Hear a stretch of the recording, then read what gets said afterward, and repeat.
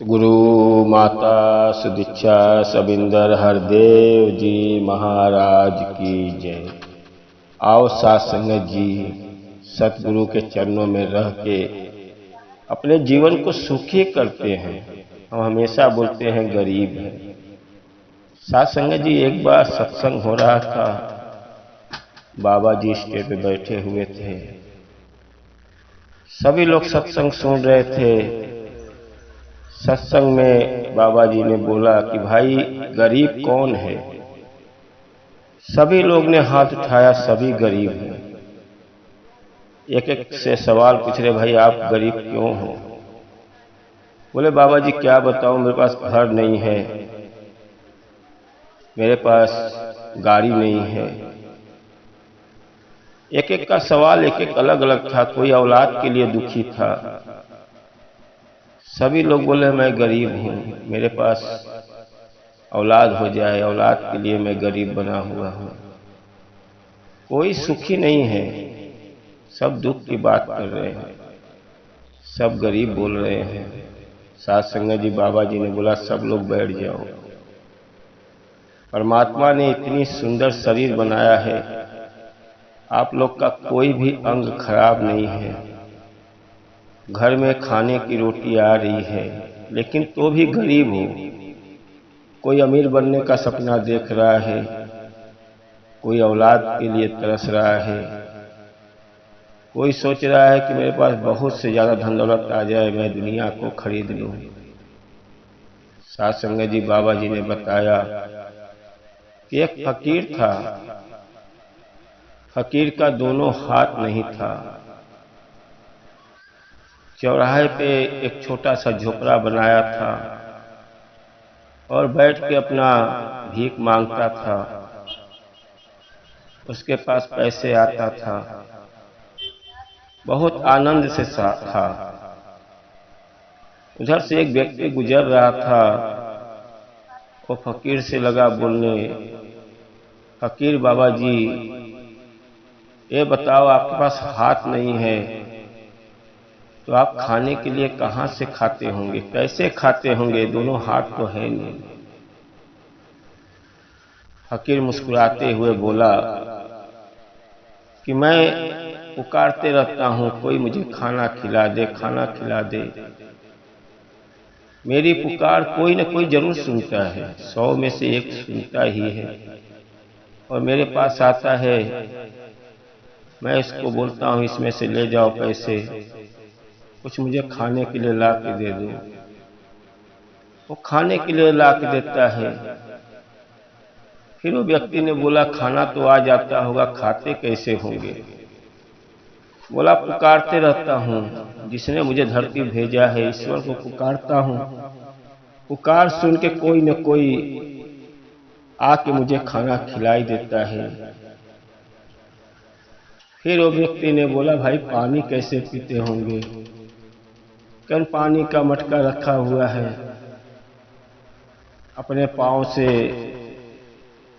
कटोरे के अंदर गिरा लेता हूं और जैसे पक्षी लोग पीते हो वैसे ही पी लेता हूं, फिर अपना यहीं पे सो जाता हूं। बोले फकीर बाबा जी, आपको मच्छर उच्छर नहीं काटते हैं? बोला मच्छर तो काटते हैं, लेकिन इसी जमीन में अपने आप को रगेड़ देता हूं, इसी मट्टियों के धूल में कोई मच्छर नहीं लगते हैं। फिर वो व्यक्ति ने बोला, ऐसी जिंदगी आपको लगता है जी के अच्छा है? इतनी कष्ट है, क्यों अपने आप को मृत्यु नहीं कर लेते हो? परमात्मा के पास क्यों नहीं चले जाते हो? फकीर मुस्कुराते हुए बोला, परमात्मा के पास जाना बड़ा सरल बात नहीं है।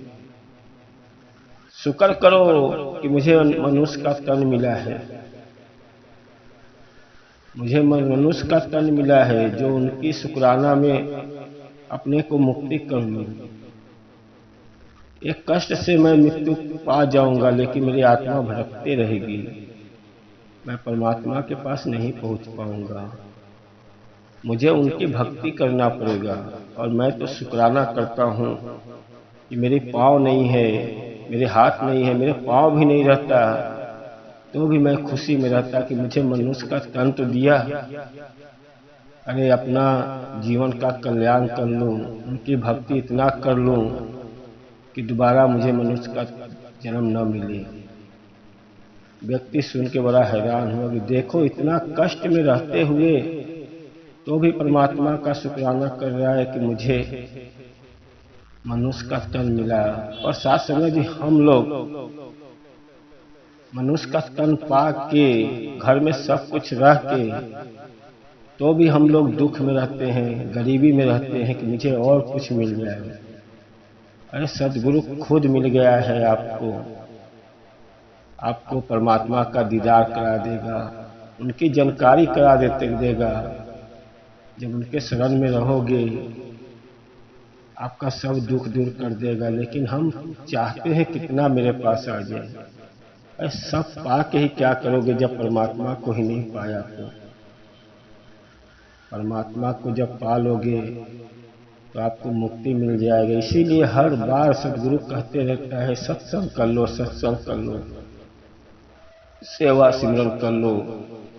लेकिन हम अज्ञानता बने रहते हैं, बस मैं कितना धन दौलत कमा लूं, सब यहीं रह जाएगा। शास्त्र में जी जितना भक्ति कर लो नहीं, वहीं 44 लाख योनि में कुछ न कुछ बनते रहेंगे और हमेशा फिर दोबारा परमात्मा को पाना बड़ा मुश्किल हो जाता है। इसीलिए आओ साथ संगत जी, हमेशा सुख में रहो। कभी गरीबी का नाम मत लो कि मैं बहुत बड़ा गरीब हूँ। अरे हमारे पास तो हाथ है, पाँव है, अच्छी अच्छी सुंदर चेहरा बनाया है, आंखें बनाया है। वो गरीब व्यक्ति का देखो जिसके पास पाँव नहीं है, जिसके पास हाथ नहीं है, रहने के लिए घर नहीं है, रोडों पे रहता है तो भी वो मरने की बात नहीं करता है, अपने से अच्छा से खा के रहता है। साथ संगत जी, मैं गांव में देखा हूँ जो जात का मुसहर होते हैं उन लोग पहले पतरी बनाते थे, लेकिन खाना इतनी स्वादिष्ट खाते थे, अच्छी अच्छी खाते थे। कल क्या होगा वो कभी नहीं सोचते थे। जो कमाते थे लाते थे, चिकन उकन जो भी, अच्छी भाजी किया, अच्छी पनीर किया, दूध। उनके अंदर कोई ये नहीं रहता था कि कल क्या होगा। कभी कभी मैं गुजरता था, किसी से बोलता भाई आप लोग ऐसे झोपड़े बना के रहते हो, कोई घर नहीं? बोले बहुत सुकून से हो, कल क्या होगा। उनकी यही एक कहना है कि कल जो होगा देखा जाएगा, पहले आज जो परमात्मा आज के लिए जो दिया है उसमें खाओ, कल जो होगा। साथ संगत जी, वैसे ही कल क्या होगा उसकी चिंता क्यों कर रहे हो? अरे अपने को बाल बच्चे परिवार को बड़ा कर दिए, शादी ब्याह कर दिए, सत्संग में जुड़ जाओ। कल क्या होगा, कल अब वो उनकी पारी है, अब वो कल का चिंता वो करे। कल का चिंता परमात्मा के ऊपर छोड़ दो। मेरे बच्चे की शादी कैसे होगी, मेरी बेटी बढ़ के पढ़ा लिख के क्या बनेगी, डॉक्टर बन जाए, सब वो करेंगे।